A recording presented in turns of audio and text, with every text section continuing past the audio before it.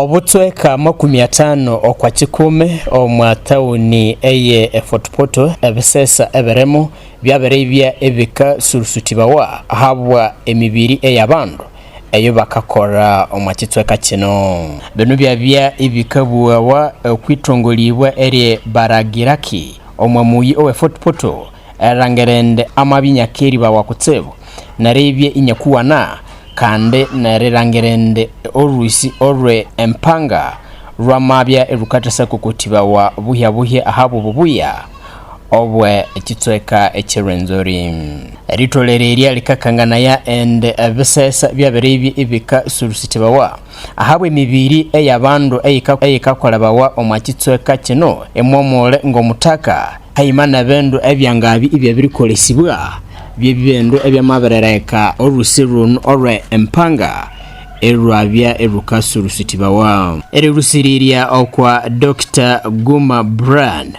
ono yoyikembembeta ya Albertine Water Management Zone Haima na Isaya Mwesije ono yoyikembembeta ya African Young Environment Activists kenda merinya ni mukangania erisurusutia eri ebesesa omwa tauni eye Fort Portal chaberebya ekikahika ayiwurukutsebo kusangibwa chaberebya ekikalaka embenduka eyobutuku eyahamba akate omwa kitweka kino. Half of the wetland systems within the Fort Portal tourism city have been degraded. We have had conversion of wetland systems into agricultural land.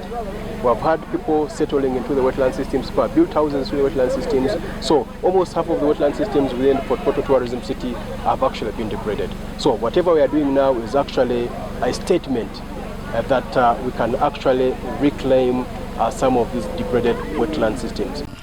Bano mubakana endembere ebana mutasongerako ende ekitweka kino chaberebye ekikatunga ebigwererezi binene emomole ngebesurumba ebyamaetse ebikarwa omwarusi orwe empanga hayimano mwisi munene owaberebye enyakahamba akate omwakitweka cyane kimerere.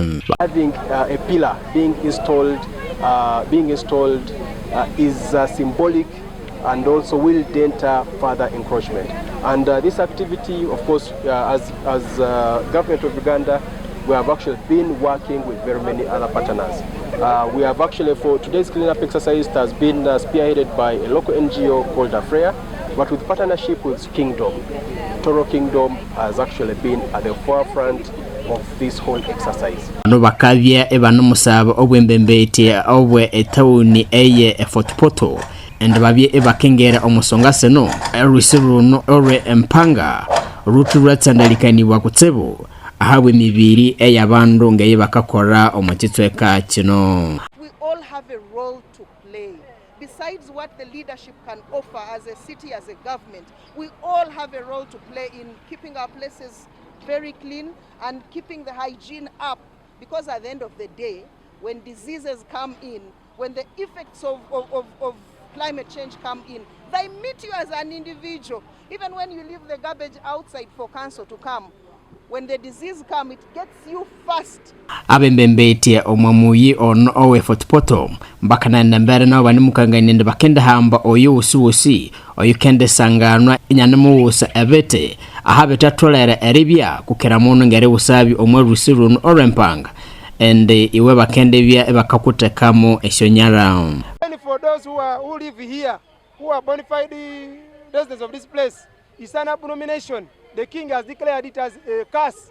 Don't even bother to litter. Before littering, think about you working, you'll think about you. What others will think about you.